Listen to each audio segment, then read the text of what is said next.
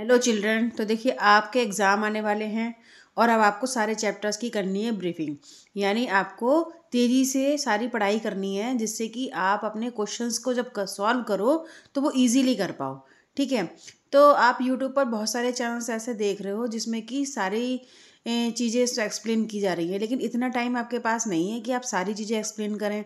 और आपको बुक को देखकर ही अगर आप पढ़ोगे तो क्या होगा कि आप बुक से भी फैमिलियर हो जाओगे और आपको क्या वर्ड्स वहाँ पर लिखने हैं ये भी आपको पता चल जाएगा। तो हम आज स्टार्ट करते हैं। क्लास 9 का ये चैप्टर है जिसका नाम है मैटर इन आवर सराउंडिंग। इसमें हम इस चैप्टर की केवल ब्रीफिंग करेंगे जिससे कि आपको पूरे चैप्टर का एक्सप्लेनेशन आपको मिल जाए। तो लास्ट में ये कुछ पॉइंट्स हैं जहाँ पर लिखा हुआ है व्हाट यू हैव लर्न। यानी आप इस चैप्टर को जब आप पढ़ लोगे तब आप क्या क्या इस चैप्टर के अंदर सीख लोगे। देखिए, water is made up of small particle.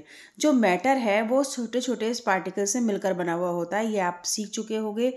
तो सबसे पहले आप ये जान लीजिए कि मैटर क्या होता है।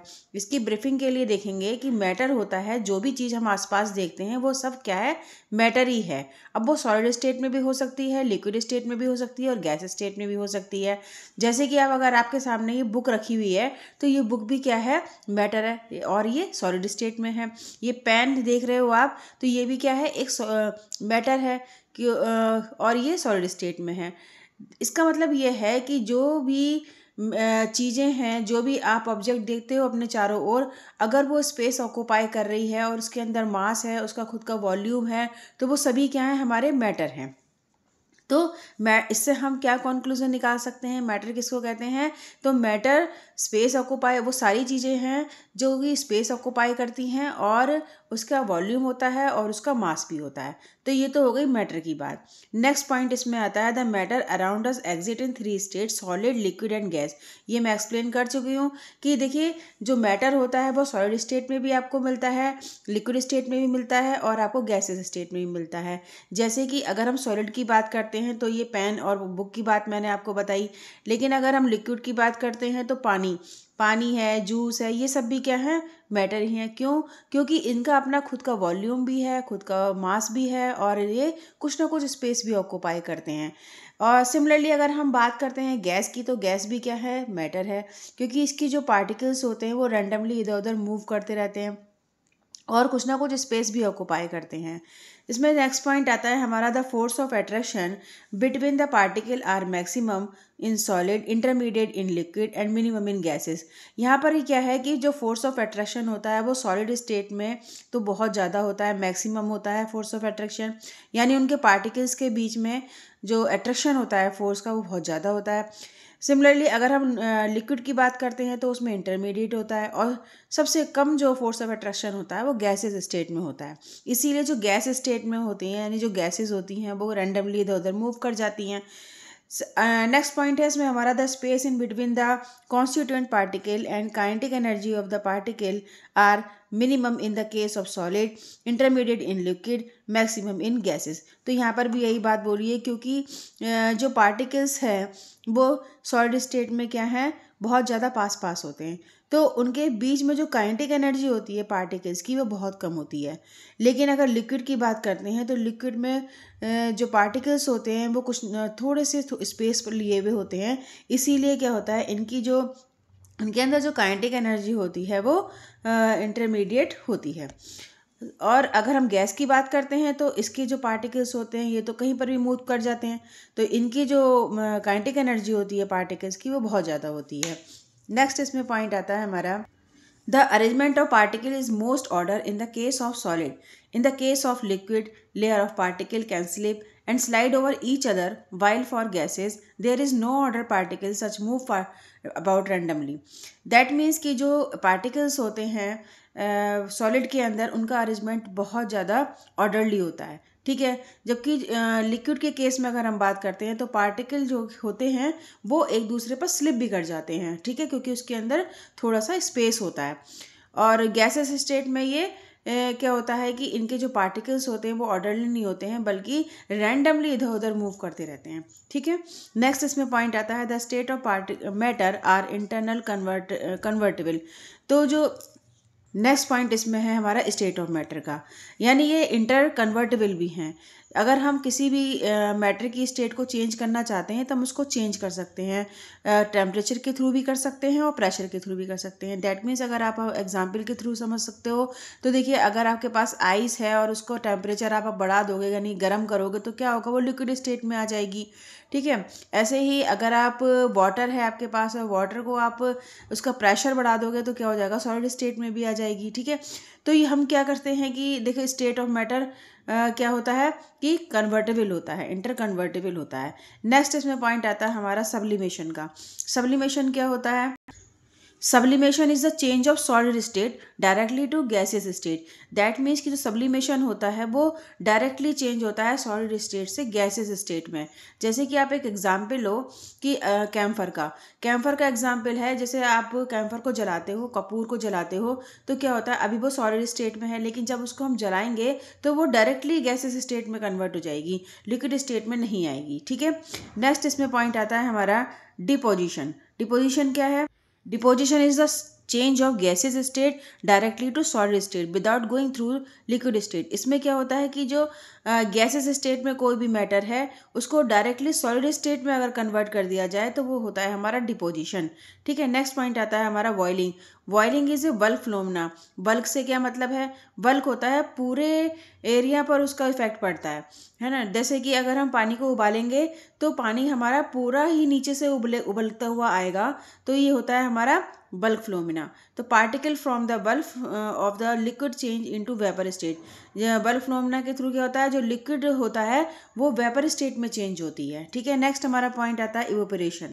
Evaporation is the surface phenomena. तो इवेपोरेशन क्या होता है? एक ही सरफेस फिनोमेना होता है। दैट मीन्स कि ये सरफेस के थ्रू होता है, जहाँ सरफेस फिनोमेना होता है। पार्टिकल। नेक्स्ट पॉइंट है हमारा इवेपोरेशन। इवेपोरेशन क्या होता है? सरफेस फिनोमेना, यानी ये सरफेस के थ्रू होता है। Particle from the surface gain through energy to overcome the force of attraction present in the liquid and change into the vapour state.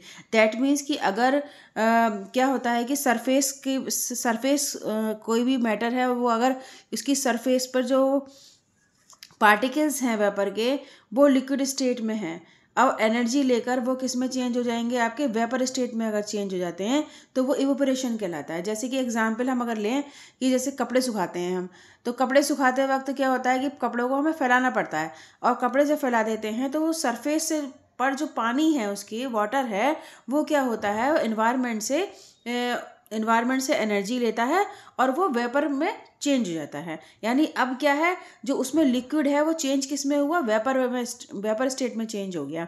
तो ये हमारा क्या हुआ, इवेपोरेशन हो गया। नेक्स्ट पॉइंट इसमें आता है हमारा, ये इवेपोरेशन जो होता है ये किस पर डिपेंड करता है, सरफेस एरिया पर डिपेंड करता है। जितना ज़्यादा सरफेस एरिया होगा उतना ही उसमें इवेपोरेशन होगा। जैसे कि अगर हम बात करते हैं, जैसे मैंने कपड़े के ही एक तुम्हें एग्जांपल दिया है कि कपड़े को आप फैलाओगे तब तो वो जल्दी सूखेगा, लेकिन कपड़े को आप एज इट इज़ रख दोगे, मोड़ तोड़ कर जैसे भी रखना चाहो वैसे रख दोगे, तो क्योंकि अब उसका सरफेस एरिया बहुत कम है तो इवेपोरेशन नहीं होगा। तो किस किस चीज़ पर डिपेंड करता है ये, इसके depend upon the surface area expose to the atmosphere, temperature and humidity and the wind speed. That means temperature पे भी डिपेंड करता है सरफेस एरिया इवेपोरेशन। तो नेक्स्ट पॉइंट आता है इसमें रेट ऑफ इवेपोरेशन। ये रेट ऑफ इवेपोरेशन किस पर डिपेंड करता है, सरफेस एरिया पर डिपेंड करता है, टेम्परेचर पर डिपेंड करता है और ह्यूमिडिटी पर डिपेंड करता है। तो that mean evaporation, rate of evaporation का मतलब ये हो गया कि कितनी तेज़ी से इवेपोरेट हो रहा है, यानी भाप बन रही है, यानी कि लिक्विड स्टेट से गैसेस स्टेट में यानी वेपर स्टेट में आ रही है। तो नेक्स्ट पॉइंट इसमें हमारा होता है रेट ऑफ इवेपोरेशन। तो रेट ऑफ इवेपोरेशन किस पर डिपेंड करता है, ये करता है सरफेस एरिया पर। जितना ज़्यादा सरफेस एरिया होगा उसका उतना ही जल्दी इवेपोरेशन हो जाएगा। और किस पर डिपेंड करेगा, टेम्परेचर पर डिपेंड करेगा। जितनी धूप निकलेगी, जितना टेम्परेचर दिया जाएगा वो उतना ही इवेपोरेट कर देगा। ह्यूमिडिटी पे भी डिपेंड करता है। जैसे इन्वायरमेंट में अगर वाटर वेपर है तो क्या होगा कि जो वाटर वेपर की वजह से जो इवेपोरेशन होगा वो डिक्रीज हो जाएगा। ठीक है, और विंड ऑफ स्पीड की वजह से भी रेट ऑफ इवेपोरेशन चेंज होता है। जैसे कि अगर तेज़ी से हवा चल रही है तो क्या होगा, हवा अगर तेज़ी से चल रही है तो इवेपोरेशन जल्दी हो जाएगा, यानी कपड़े जल्दी सूख जाएंगे आपके। नेक्स्ट पॉइंट आता है इसमें हमारा इवेपोरेशन कॉज कूलिंग। इवेपोरेशन की वजह से हमें कूल महसूस होता है, ये हमारा इसमें नेक्स्ट पॉइंट है। नेक्स्ट पॉइंट आता है हमारा लेटेंट हीट का। लेकिन लेटेंट हीट को जानने से पहले आप जानेंगे बॉइलिंग पॉइंट को। बॉइलिंग पॉइंट क्या होता है? जहाँ पर पानी उबलना स्टार्ट होता है, जिस पॉइंट पर पानी उबलना स्टार्ट होता है वो होता है उसका बॉइलिंग पॉइंट। और मेल्टिंग पॉइंट होता है जहाँ पर पानी जो बर्फ़ होती है वो पिघलना स्टार्ट होती है, वो होता है उसका मेल्टिंग पॉइंट।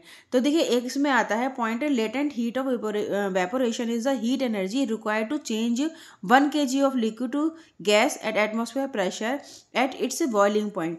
दैट मीन्स की जो लेटेंट हीट होती है और वेपोरेशन की, वो क्या होती है? जितनी एनर्जी की रिक्वायरमेंट होती है चेंज करने के लिए किसी 1 किलोग्राम मैटर को लिक्विड स्टेट से गैस स्टेट में लाने के लिए, जबकि जो प्रेशर है वो एटमॉस्फेयर प्रेशर ही रखा जाए तो और उसका मतलब अगर एट बॉइलिंग पॉइंट और उसका वही बॉइलिंग पॉइंट। नेक्स्ट पॉइंट आता है इसमें हमारा लेटेंट हीट। लेटेंट हीट क्या होता है? इससे पहले आप ये जानिए कि बॉइलिंग पॉइंट क्या होता है और मेल्टिंग पॉइंट क्या होता है। तो बॉइलिंग पॉइंट होता है हमारा कि जिस पॉइंट पर पानी उबलना स्टार्ट होता है, और मेल्टिंग पॉइंट जिस पॉइंट पर बर्फ़ पिघलना स्टार्ट होती है वो हमारा मेल्टिंग पॉइंट होता है। ठीक है। अब देखिए लेटेंट हीट क्या होती है। लेटेंट हीट देखिए जब आप क्या करोगे, पानी है आपके पास और उसको गैसेस स्टेट में लाना है तो क्या होगा, एक बॉइलिंग पॉइंट होगा, उस बॉइलिंग पॉइंट से तब जब तक वो बॉइलिंग पॉइंट नहीं मिल जाता पानी को तब तक वो गैसेस स्टेट में चेंज नहीं होगी।